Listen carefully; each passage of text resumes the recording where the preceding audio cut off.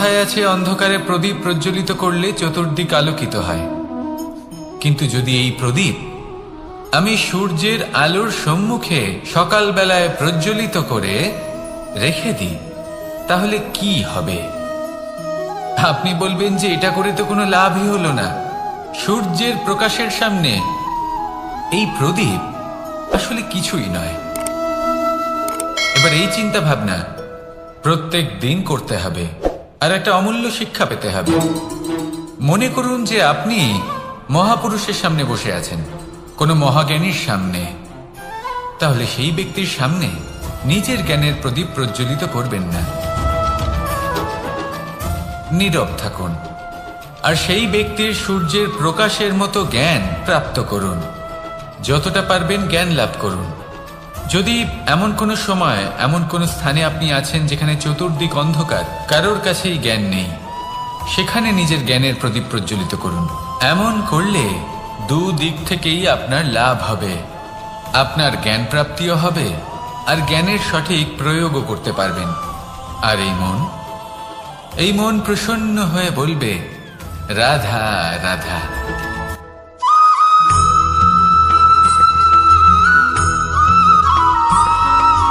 প্রত্যেক মানুষ নিজের জীবনে হীরক তথা হীরে এবং দর্পণ, এই দুই দেখেছেন। এই দুই হলো সাদা, এবং এরা দুজনেই আলোর প্রতিফলন ঘটায়, এবং এরা দুজনেই উজ্জ্বল হয়ে ওঠে। আপনি হয়তো মনে মনে ভাবছেন যে এটা কি ধরনের তুলনা করছি। একটা হীরে তো রত্ন, তার মূল্য দর্পণের থেকে অনেক গুণ বেশি। কিন্তু হীরে থাকাতে দর্পণের মূল্য কিন্তু কোনো অংশে কমে যায় না, তাই না? মানুষ যখন হীরে নিজের হাতে নেয়, তখন সবার আগে কি খোঁজে?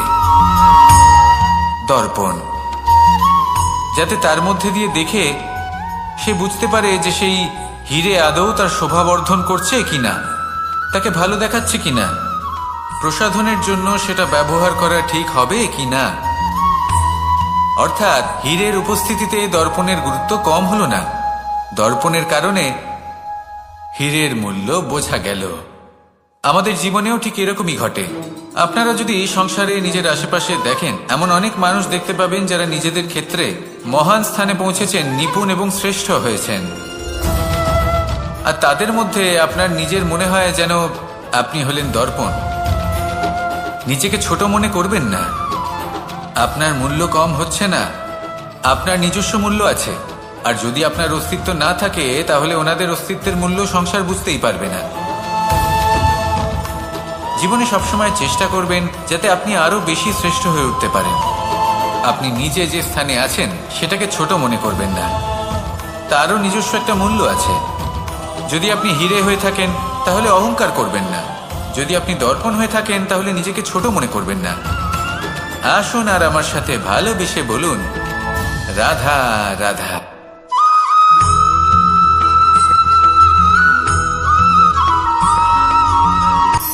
শক্তি, শক্তি অর্জন করা এতটা কঠিন নয় যতটা শক্তি লাভ করার পরে সেই শক্তি সামলানো কঠিন হয়। কারণ যেই মানুষ শক্তি লাভ করে তার মনে গর্ববোধ জন্মায়, জন্মায় অহংকার, জন্মায় জেদ। তাই শক্তি প্রাপ্ত করার সাথে বিনম্র থাকাও অত্যন্ত আবশ্যক। আর এটা আমাদের শেখা উচিত বৃক্ষের থেকে। বৃক্ষ যা আমাদের ফল দেয়, বৃক্ষ যা যত ফল দেয় ততটাই ঝুঁকে যায়। আমরা পাথর মারি ওই বৃক্ষের থেকে ফল প্রাপ্ত করার জন্য। সেই পাথরের মার সহ্য করেও বৃক্ষ আমাদের ফল দেয়। কোনো গর্ববোধ নেই, কোনো অহংকার বোধ নেই। আর সেই জন্য এই বৃক্ষের পুজো করা হয়। এটাই হলো মাহাত্ম্য শক্তির সাথে বিনম্রতার। যদি এই শক্তি সৃজন করে থাকে, সাহায্য করে থাকে, সম্বল হয়ে থাকে, তবেই সেই শক্তি উপযুক্ত। আর নয়তো সেই শক্তি একদিন আপনাকে আসক্ত অবশ্যই করবে। তাহলে শক্তি অবশ্যই অর্জন করুন, কিন্তু তার সাথে সেই শক্তি সামলানোর মতো বিবেকও আপনাকে অবশ্যই জাগ্রত করতে হবে। তাহলে আসুন আমার সাথে ভালোবেসে বলুন, রাধা রাধা।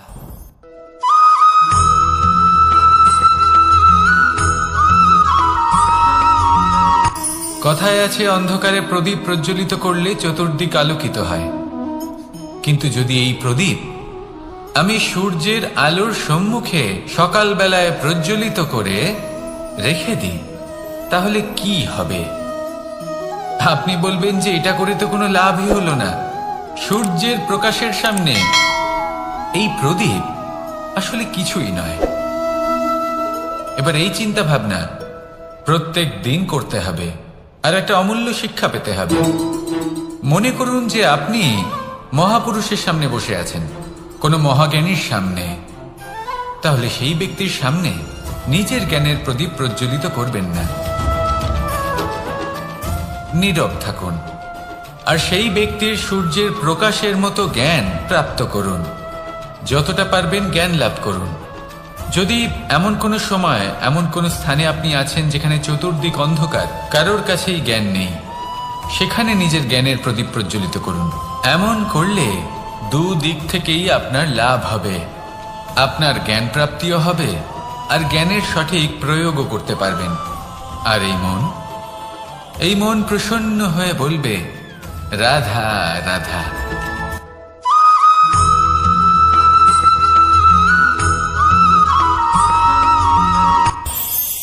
এই সংসারে আমরা প্রকাশ কোথা থেকে পাই? এর উত্তর বড়ই সরল। ভোরে যখন সূর্যোদয় হয় তখন প্রকাশের কিরণ আমাদের ঘরে এসে পৌঁছয়। এইভাবেই আমরা প্রকাশ লাভ করি। এবার এই প্রকাশের আলোতেই আমরা সারাদিনের কাজ সম্পন্ন করি। সন্ধে হয়ে যায়, সূর্যাস্তও হয়ে যায়, আর আমাদের ঘর যাতে অন্ধকার না হয় তার জন্য আমরা একটা প্রদীপ প্রজ্বলিত করি। এটাই ঘটে আমাদের জীবনেও। এবার প্রবাহমান আয়ুর সাথে আমরা আমাদের অন্তরে যদি একটা প্রদীপ প্রজ্বলিত করে নিই, তাহলে বিষয়টাই অন্যরকম হবে। এবার আপনি বলবেন, কোন প্রকাশের কথা বলছি যে আমাদের অন্তরে জাগ্রত করা সম্ভব? আমাদের আত্মার মাঝে প্রেমের প্রকাশ জাগ্রত করার কথা বলছি। কারণ আমাদের এই জীবন এও হলো দিনের আলোর মতো। আজ প্রকাশ আছে, কিন্তু কোনোদিন অবশ্যই অস্ত হবে। কিন্তু অস্ত হবার আগে যদি আমরা আমাদের আত্মার মাঝে প্রেমের এই প্রকাশ উজ্জ্বলিত করে নিই, তাহলে আমাদের সন্ধ্যাকালও আমরা আনন্দে এবং প্রেমে যাপন করব। তাহলে আসুন আর আমার সাথে ভালোবেসে বলুন, রাধা রাধা।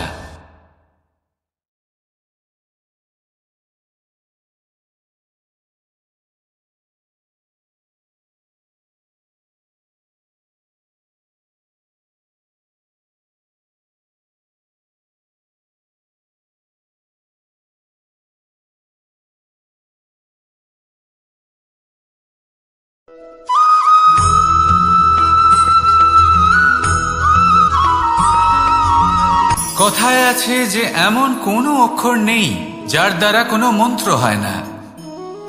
এমন কোনো বনস্পতি নেই যা নিজেই একটা ঔষধি নয়। পৃথিবীর এমন কোনো ব্যক্তি নেই যার মধ্যে কোনো যোগ্যতা থাকে না। শুধু প্রয়োজন হলো যে ব্যক্তিকে আমরা খুঁজে চলেছি তাকে সঠিকভাবে চিনে নেওয়া। যদি তার যোগ্যতা, তার বিশেষত্ব আমরা বুঝতেই না পারি, তাহলে আর লাভ কি রইল? এই সংসারে এমন অনেক ব্যক্তি রয়েছেন যারা ছোট ছোট অসফলতার কারণে আপনাকে এটা বলে দেবে যে আপনি কোনো কাজের নন, আপনি হলেন মূর্খ, আপনি কিছুই করতে পারবেন না। এইসব কথায় কখনোই বিশ্বাস করবেন না, কারণ আপনি এবং প্রত্যেকটি জীব এই পরমাত্মা এবং এই প্রকৃতির সৃষ্টি, যা অত্যন্ত বিশেষ। যদি আপনাকে উদাহরণ দিই, তাহলে একদিকে আছে তরোয়াল, একটা বড় লম্বা তরোয়াল, যার দ্বারা যুদ্ধ করা যায়, জয়লাভ করা যায়। আর অন্যদিকে রয়েছে একটা ছোট্ট সূচ, কিন্তু যে কাজ একটা ছোট্ট সূচ করতে পারে তা একটা তরোয়াল দ্বারা সম্ভব নয়। এর অর্থ হলো এটাই যে প্রত্যেকটা রচনা অত্যন্ত অমূল্য এবং অত্যন্ত বিশেষ হয়। তাহলে বিশ্বাস রাখুন যে আপনি অত্যন্ত বিশেষ একজন, আর প্রেমের সাথে বলুন, রাধা রাধা।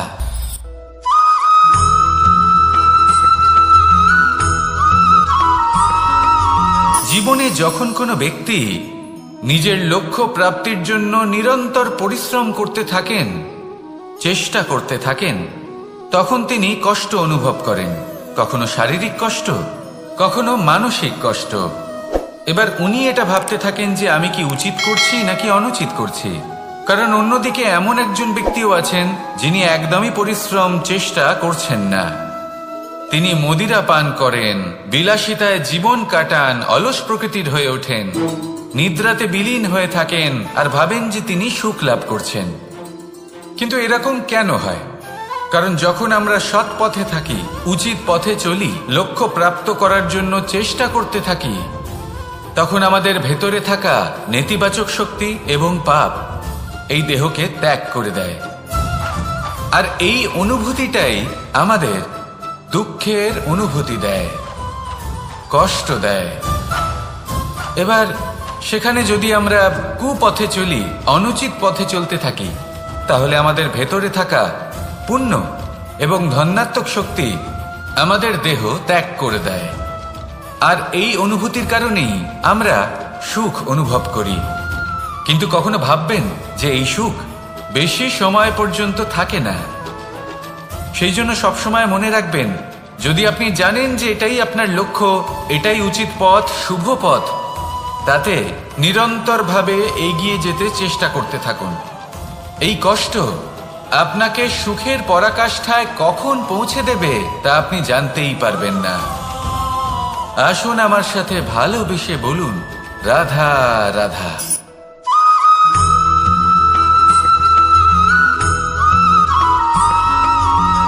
এই দড়িটা দেখুন, ছোট ছোট রেশম দ্বারা তৈরি, এটা সরু সুতো দ্বারা তৈরি হয়েছে এটা, আর এ অত্যন্ত কোমলও বটে। আর আপনি চাইলে এটা সোজাও করে দিতে পারেন, আর চাইলে এটা বেঁকিয়েও দিতে পারেন, আর যদি চান তাহলে এটা গোল গোল করে বেঁধে কোথাও রেখেও দিতে পারেন। এবার এই কোমল দড়ি যদি কোনো নিষ্ঠুর কঠিন পাথরে বারংবার জড়িয়ে দেওয়া হয়, তাহলেও তাকেও কাটতে পারে, নিজের ছাপ ছেড়ে যেতে পারে, সেটার আকারও বদলে ফেলতে পারে।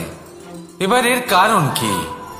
এর কারণ হলো অভ্যাস আর নিরন্তর প্রচেষ্টা। যদি আপনিও চেষ্টা করেন আর নিরন্তর কর্ম করে যান, তাহলে আপনার প্রারব্ধ পাথরের মতো কঠিনই হোক না কেন, তাতে ভাঙন ধরিয়েও আপনি নিজের লক্ষ্যে অবশ্যই পৌঁছতে পারবেন। একটা গুরুত্বপূর্ণ কথা মনে রাখবেন, সুকর্মের অভ্যাস আর নিরন্তর প্রয়াস, এই হলো সাফল্যের মন্ত্র। তাহলে জীবনে এই মন্ত্র আনুন আর আমার সাথে ভালোবেসে বলুন, রাধা রাধা।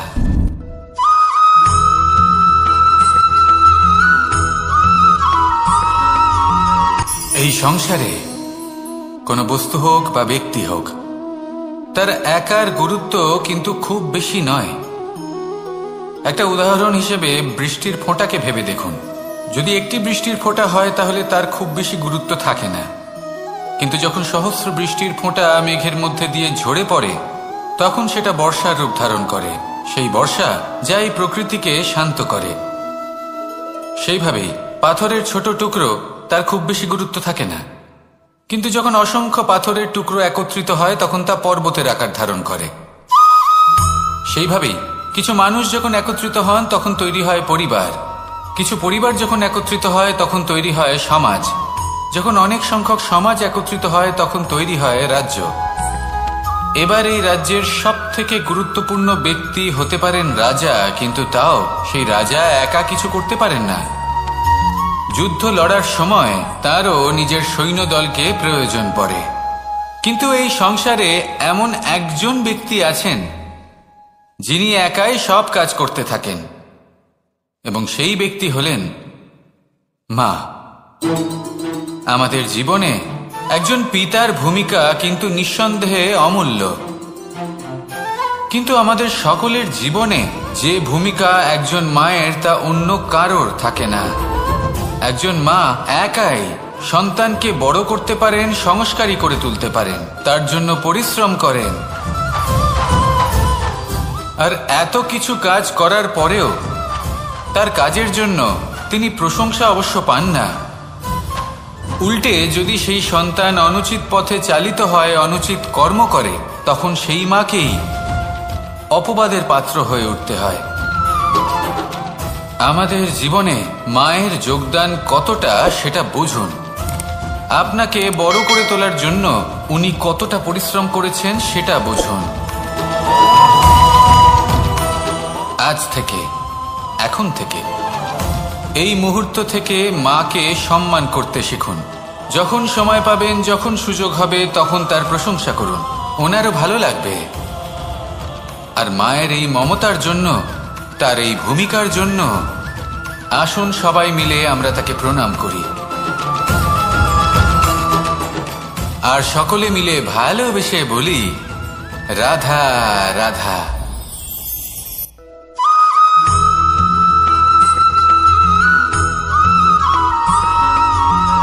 আপনি কখনো কোনো বাজকে নিজের বাসা বানাতে দেখেছেন?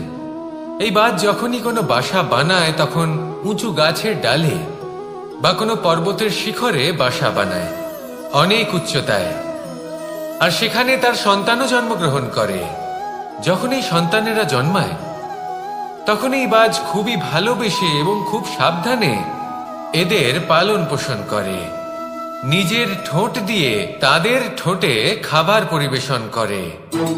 কিন্তু যেই সেই সন্তানেরা হৃষ্টপুষ্ট হয়ে যায় এবং সেই কথা বাজ নিজে বুঝতে পেরে যায়, সেই বাজ নিজেই সেই বাসা ছিন্ন ভিন্ন করে দেয়।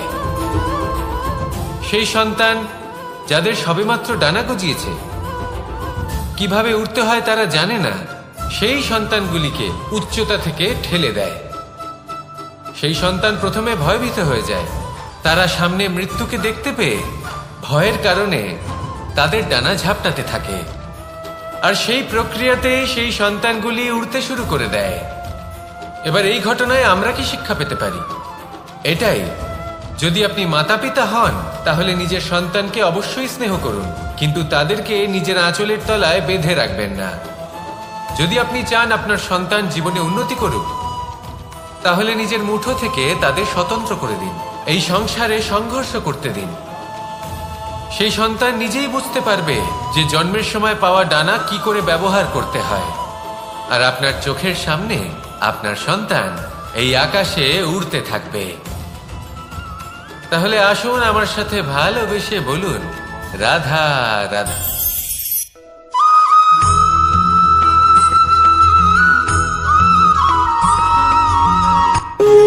যখন মানুষের মৃত্যু হয় তখন কি হয়? অনেক সংখ্যক মানুষ শোক পালন করতে চলে আসেন। যে ব্যক্তি মৃত্যু লাভ করেছেন তার অনেক বস্তু থাকে যেগুলো তার প্রিয়, যেগুলো তিনি ব্যবহার করেছেন, তার শয্যা, তার বস্ত্র, তার আভূষণ, সবকিছু তার থেকে বিচ্ছিন্ন করা হয় এবং খালি হাতে তাকে শ্মশানের উদ্দেশ্যে রওনা করা হয়।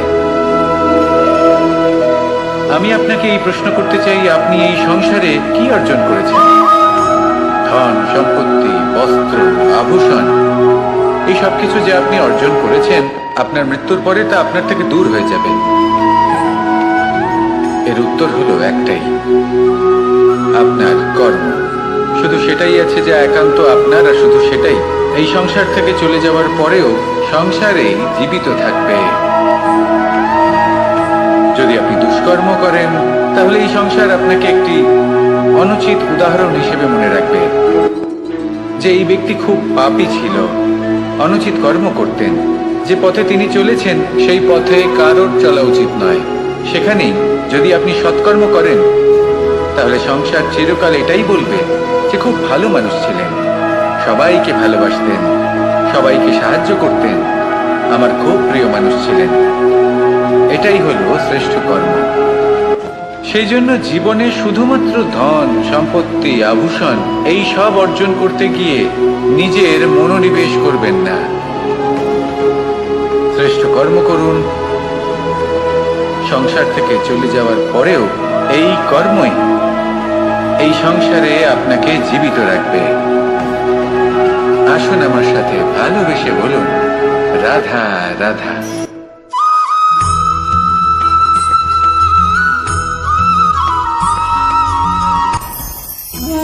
ভোজন এবার ভোজন সংগ্রহ করার জন্য মানুষ কি না করেন, সব সময় চেষ্টা করতে থাকেন। ফসল উৎপাদনের জন্য অনেক পরিশ্রম করতে থাকেন, কিন্তু অনেক সময় অনেক পরিশ্রম করার পরেও ফসল ভালো উৎপাদন হয় না। এর কারণ কি? কারণ হলো এটাই যে আপনি পরিশ্রম হয়তো অনেক করেছেন, কিন্তু আপনার নজর তো সেই বীজের দিকে ছিলই না যা আপনি রোপণ করেছেন। সেই জন্য সব সময় কোনো বীজ রোপণ করার আগে তাকে পরখ করে দেখুন, তা অত্যন্ত আবশ্যক। আর সেইভাবেই যখনই কোনো কর্মের প্রশ্ন আসে, তাহলে সেখানে শুধুমাত্র পরিশ্রম যথেষ্ট নয়, সেই কাজের প্রতি আপনার কর্তব্য কি, আপনার উদ্দেশ্য কি, সেটা জানা হলো অত্যন্ত গুরুত্বপূর্ণ। তাই কর্ম করুন, কিন্তু সেই কর্মের প্রতি আপনার যা উদ্দেশ্য তার মাহাত্ম্য বুঝতে চেষ্টা করুন। তাহলে আসুন আমার সাথে ভালোবেসে বলুন, রাধা রাধা।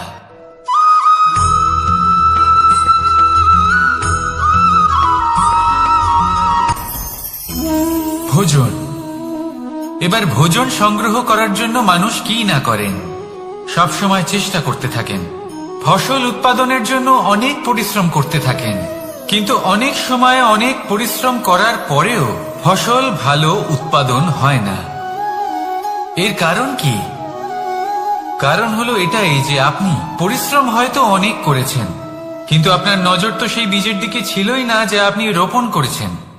সেই জন্য সব সময় কোনো বীজ রোপণ করার আগে তাকে পরখ করে দেখুন, তা অত্যন্ত আবশ্যক।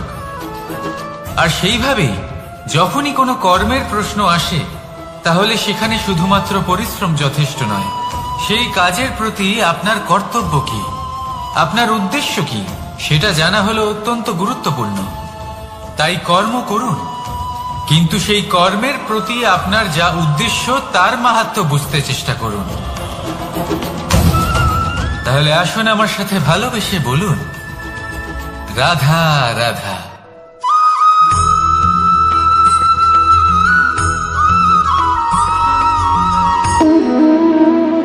সম্পর্ক হলো আমাদের জীবনের একটি আধার। কিছু সম্পর্ক এমন যা আমরা জন্মসূত্রে লাভ করি, যেমন পরিবার, মা, বাবা। কিছু সম্পর্ক আছে যা আমরা জীবনে অর্জন করে থাকি, তা সে প্রেমের হোক, স্নেহের হোক বা বন্ধুত্বের। এই সকল সম্পর্ক লাভ করার বা গড়ে তোলার 5টি ধাপ রয়েছে। প্রথম ধাপ, কোনো ব্যক্তির সাথে আলাপ হওয়া, তার সাথে কথা বলা বা তাকে দেখা। দ্বিতীয় ধাপ, সে ব্যক্তিকে আমাদের ভালো লাগা। তৃতীয় ধাপ, আমাদের এটা চাইতে শুরু করা যে জীবনে এই ব্যক্তি যেন আমাদের বন্ধু হন, আমাদের জীবনে থাকেন, বা আমাদের কাউকে ভালোবেসে ফেলা। আর এটা আমাদের ভাবা বা চাওয়া যে সেই ব্যক্তি যেন আজীবন আমার সাথে থাকেন, আমার জীবনে আমার সাথী হয়ে। চতুর্থ ধাপ, লাভ করা। এবার এই ধাপটি অনেক মানুষের পক্ষেই খুবই সরল হয়, বড়ই সরল ভাবে নিজেদের সঙ্গীকে লাভ করে থাকেন। কিছু মানুষের জন্য এই ধাপ অত্যন্ত কঠিন হয়ে থাকে। অনেক প্রতিকূল পরিস্থিতির উপর জয়লাভ করে তারা সঙ্গীকে লাভ করেন, কিন্তু লাভ অবশ্যই করেন। এরপরে আসে পঞ্চম, অন্তিম এবং সব থেকে গুরুত্বপূর্ণ ধাপ। সেটা হলো সেই সম্পর্ক পালন করা। এটা হলো এমন এক বিষয় যা প্রত্যেক মানুষের শেখা উচিত। যদি ব্যক্তি নিজের জীবনে সম্পর্ক রক্ষা করতে শিখে যান, তবে প্রত্যেক সম্পর্ক তার জীবনকে স্বর্গ করে তুলবে। আসুন আর আমার সাথে ভালোবেসে বলুন, রাধা রাধা।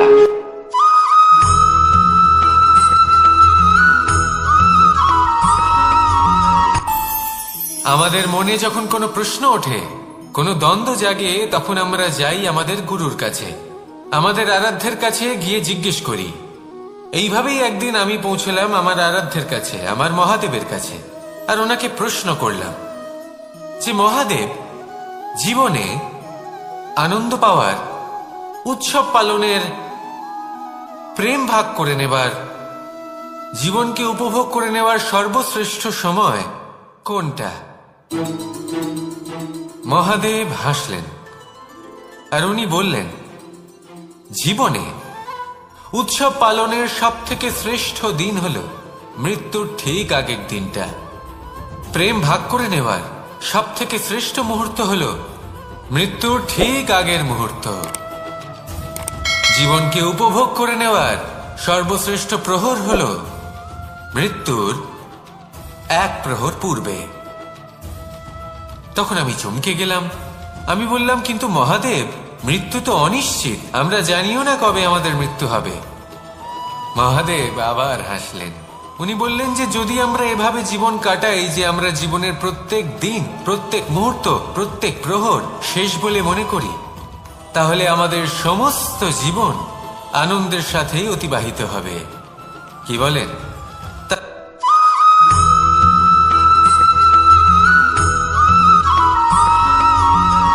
এই সংসারে কোনো বস্তু হোক বা ব্যক্তি হোক, তার একার গুরুত্ব কিন্তু খুব বেশি নয়। একটা উদাহরণ হিসেবে বৃষ্টির ফোঁটাকে ভেবে দেখুন। যদি একটি বৃষ্টির ফোঁটা হয় তাহলে তার খুব বেশি গুরুত্ব থাকে না, কিন্তু যখন সহস্র বৃষ্টির ফোঁটা মেঘের মধ্যে দিয়ে ঝরে পড়ে, তখন সেটা বর্ষার রূপ ধারণ করে। সেই বর্ষা যা এই প্রকৃতিকে শান্ত করে। সেইভাবেই পাথরের ছোট টুকরো, তার খুব বেশি গুরুত্ব থাকে না, কিন্তু যখন অসংখ্য পাথরের টুকরো একত্রিত হয় তখন তা পর্বতের আকার ধারণ করে। সেইভাবেই কিছু মানুষ যখন একত্রিত হন তখন তৈরি হয় পরিবার, কিছু পরিবার যখন একত্রিত হয় তখন তৈরি হয় সমাজ, যখন অনেক সংখ্যক সমাজ একত্রিত হয় তখন তৈরি হয় রাজ্য। এবার এই রাজ্যের সব থেকে গুরুত্বপূর্ণ ব্যক্তি হতে পারেন রাজা, কিন্তু তাও সেই রাজা একা কিছু করতে পারেন না। যুদ্ধ লড়ার সময় তারও নিজের সৈন্যদলকে প্রয়োজন পড়ে। কিন্তু এই সংসারে এমন একজন ব্যক্তি আছেন যিনি একাই সব কাজ করতে থাকেন, এবং সেই ব্যক্তি হলেন মা। আমাদের জীবনে একজন পিতার ভূমিকা কিন্তু নিঃসন্দেহে অমূল্য, কিন্তু আমাদের সকলের জীবনে যে ভূমিকা একজন মায়ের তা অন্য কারোর থাকে না। একজন মা একাই সন্তানকে বড় করতে পারেন, সংস্কারী করে তুলতে পারেন, তার জন্য পরিশ্রম করেন।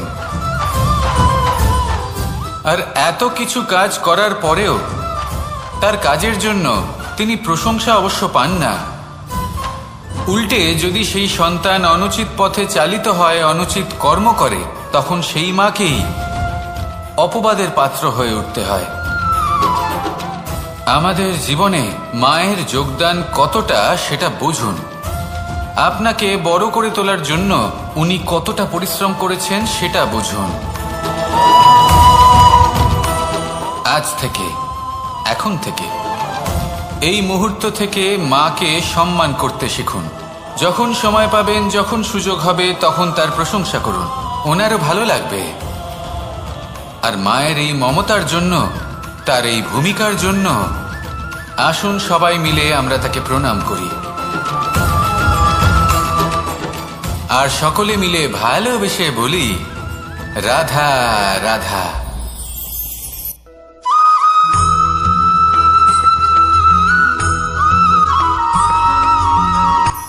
এই সংসারে সাফল্য লাভ করার জন্য জ্ঞানের প্রয়োজন হয়, পরিশ্রমের প্রয়োজন হয়, দৃঢ় নিষ্ঠার প্রয়োজন হয়, নিরন্তর চেষ্টা করা প্রয়োজনীয়। কিন্তু আরো কিছু আছে যা অত্যন্ত প্রয়োজনীয় এবং গুরুত্বপূর্ণ। তা হলো ভালো বন্ধু। তাদের থাকা অত্যন্ত প্রয়োজনীয়। যদি ভালো বন্ধু থাকে তাহলে সময় এলে তারা ঢাল হয়ে আপনাকে সুরক্ষা করবেন। সময় এলে অস্ত্রের মতো শত্রুকে সংহারও করবেন। যদি তিনি জ্ঞানী হন, তাদের মধ্যে সদ্গুণ থাকে, তাহলে এই সব গুণ আপনার মধ্যেও প্রবেশ করবে। তাহলে সাফল্যের জন্য ভালো বন্ধু পাওয়া অত্যন্ত প্রয়োজনীয়। কিন্তু শুধু বন্ধু কেন, ভালো শত্রুও থাকা প্রয়োজনীয়। এবার আপনি ভাববেন, আমি কি বললাম? যদি আপনার জীবনেও ভালো অর্থাৎ শক্তিশালী শত্রু থাকে, তাহলে আপনিও শক্তিশালী হতে থাকবেন। এই শত্রু আপনাকে প্রেরিত করবে আরো বেশি শক্তিশালী হয়ে ওঠার। কখনো কোনো হরিণকে দেখুন, তীব্র গতিতে দৌড়তে থাকে। কেন তীব্র গতিতে দৌড়য়? এই কারণে নয় যে কোথাও তার জন্য মধুর ঘাস অপেক্ষা করে রয়েছে, না। সে এই কারণে তীব্র গতিতে দৌড়য় কারণ সেটা না করলে তার পেছনে একটি সিংহ আছে যে ওকে নিজের ভোজন করে ফেলবে। তাই জীবনে বিপদ, সংকট এই সবকিছুও হলো অত্যন্ত গুরুত্বপূর্ণ। তার সম্মুখীন হতে শিখুন আর আমার সাথে ভালোবেসে বলুন, রাধা রাধা।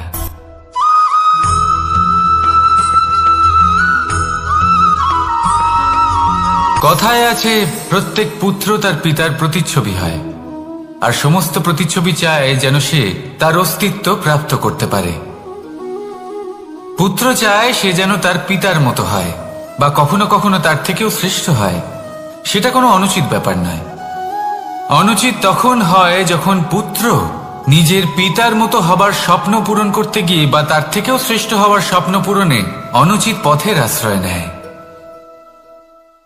কারণ তারপরে সে তার পিতার গুণগুলি আত্মসাৎ করতে চায় না। সে শুধুই এটা চায় যে সংসারের চোখে যেন আমি শ্রেষ্ঠ প্রমাণিত হই। এটা অনুচিত।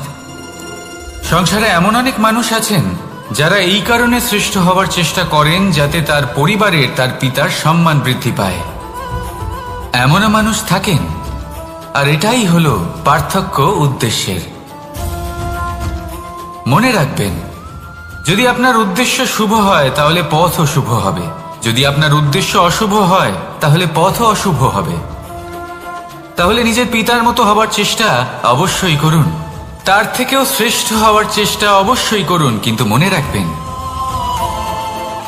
আপনার সংকল্প আর আপনার উদ্দেশ্য এই দুই শুভ হওয়া উচিত। তাহলে আসুন আর আমার সাথে ভালোবেসে বলুন, রাধা রাধা।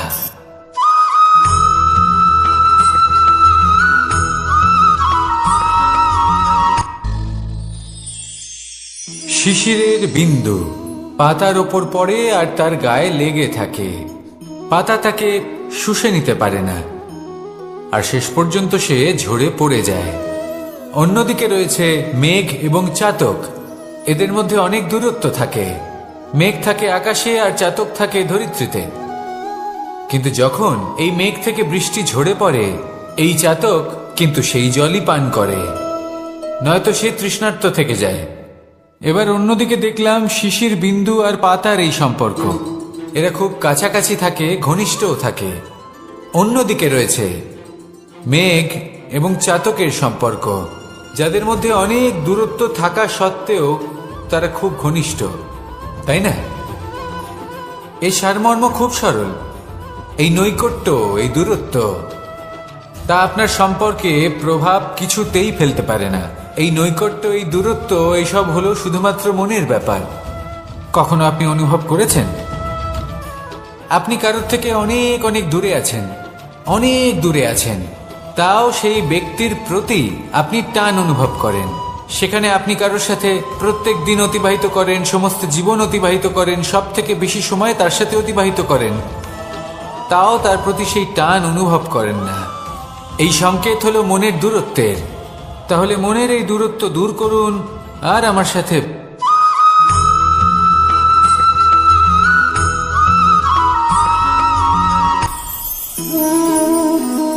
শক্তি এক অত্যন্ত বিচিত্র বস্তু, বা বলতে পারেন অনুভূতি। পিতা সবসময় চান যেন তিনি তার শক্তি পুত্রকে। আসুন আপনাকে সহজে বোঝাই। যদি আপনি সুপাত্র হন আর আপনাকে শক্তি দেওয়া হয়, তাহলে আপনি সেই শক্তির গুরুত্ব বুঝবেন, কোথায় সেই শক্তি প্রয়োগ করা উচিত সেটা বুঝবেন। আর এটা যেহেতু অর্জন করা শক্তি হবে, সেই শক্তির অপব্যবহার হবে না। কিন্তু যদি এই আপনি কুপাত্র হন আর যদি আপনাকে এই শক্তি দেওয়া হয়, তাহলে কি হবে? দেখতে গেলে এই শক্তি আপনি দান হিসেবে পেয়েছেন, তাই না আপনি এই শক্তির গুরুত্ব বুঝবেন আর না এর প্রয়োগ আপনি জানবেন। তার অপব্যবহার হওয়া সুনিশ্চিত। তাই যদি আপনি কোনো শক্তি অর্জন করতে চান, তাহলে আগে তার যোগ্য হয়ে উঠুন। পুত্র নয়, পাত্র হয়ে উঠুন। আর আমার সাথে ভালোবেসে বলুন, রাধা রাধা।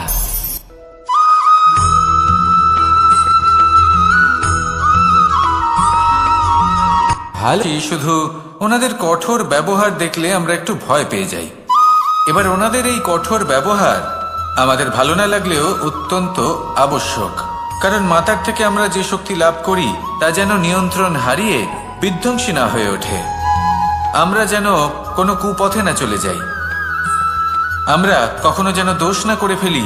শুধু সেই জন্য পিতা এবং গুরু একটু কঠোর হয়ে ওঠেন, এবং ওনাদের এই কঠোর আচরণ ভবিষ্যতে গিয়ে আমরা অবশ্যই বুঝতে পারি। জীবনে কিছু বছর আমরা এগিয়ে যাই আর তারপর আমরা বুঝতে পারি যে বাবা এবং গুরু আমাদের যথেষ্ট ভালোবাসতেন, কিন্তু ওনাদের ভালোবাসার বহিঃপ্রকাশ আলাদা। প্রয়োজনীয় হলো এটা দেখার, এটা বোঝার যে শুরু থেকে আমাদের প্রতি ওনাদের আচরণ কেমন ছিল। ওনাদের কঠোর হওয়ার পেছনে ওনাদের ভালোবাসাটা বোঝার চেষ্টা করুন, ওনাদের চিন্তাটা বোঝার চেষ্টা করুন, ওনাদের পথপ্রদর্শনের আড়ালে আপনার ভবিষ্যতের জন্য যে পরিকল্পনা ওনারা করেছেন সেটা বোঝার চেষ্টা করুন। তখন আপনারা বুঝতে পারবেন ওনাদের ভালোবাসাকে। আপনার মনের মধ্যে আপনা থেকেই ওনাদের প্রতি সম্মান জেগে উঠবে। নিজের পিতা এবং নিজের গুরু এই দুজনের প্রতি কৃতজ্ঞতা প্রকাশ করুন আর আমার সাথে ভালোবেসে বলুন, রাধা রাধা।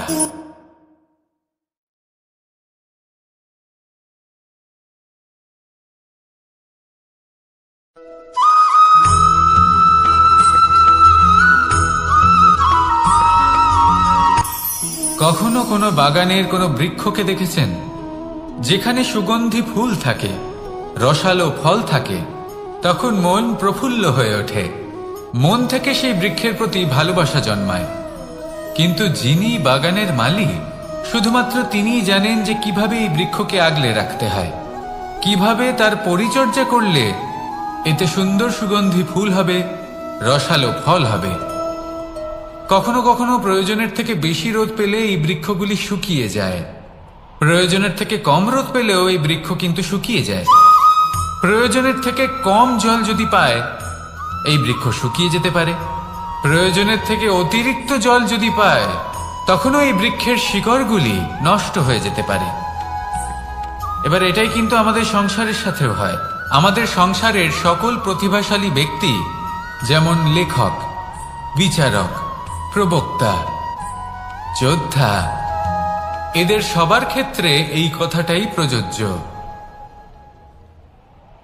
যদি বেশি প্রশংসা করা হয় তাহলেও এরা হারিয়ে যাবেন, প্রয়োজনের থেকে বেশি যদি নিন্দা করা হয় তখনও তারা নত হয়ে পড়বেন।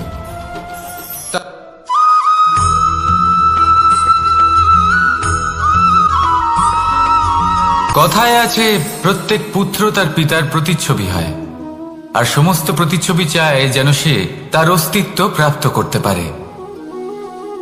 পুত্র চায় সে যেন তার পিতার মতো হয়, বা কখনো কখনো তার থেকেও শ্রেষ্ঠ হয়। সেটা কোনো অনুচিত ব্যাপার নয়। অনুচিত তখন হয় যখন পুত্র নিজের পিতার মতো হবার স্বপ্ন পূরণ করতে গিয়ে বা তার থেকেও শ্রেষ্ঠ হওয়ার স্বপ্ন পূরণে অনুচিত পথের আশ্রয় নেয়, কারণ তারপরে সে তার পিতার গুণগুলি আত্মসাৎ করতে চায় না। সে শুধুই এটা চায় যে সংসারের চোখে যেন আমি শ্রেষ্ঠ প্রমাণিত হই। এটা অনুচিত। সংসারে এমন অনেক মানুষ আছেন যারা এই কারণে শ্রেষ্ঠ হবার চেষ্টা করেন যাতে তার পরিবারের, তার পিতার সম্মান বৃদ্ধি পায়। এমনও মানুষ থাকেন, আর এটাই হলো পার্থক্য উদ্দেশ্যের। মনে রাখবেন, যদি আপনার উদ্দেশ্য শুভ হয় তাহলে পথও শুভ হবে, যদি আপনার উদ্দেশ্য অশুভ হয় তাহলে পথও অশুভ হবে। তাহলে নিজের পিতার মতো হবার চেষ্টা অবশ্যই করুন, তার থেকেও শ্রেষ্ঠ হওয়ার চেষ্টা অবশ্যই করুন, কিন্তু মনে রাখবেন আপনার সংকল্প আর আপনার উদ্দেশ্য এই দুই শুভ হওয়া উচিত। তাহলে আসুন আর আমার সাথে ভালোবেসে বলুন, রাধা রাধা।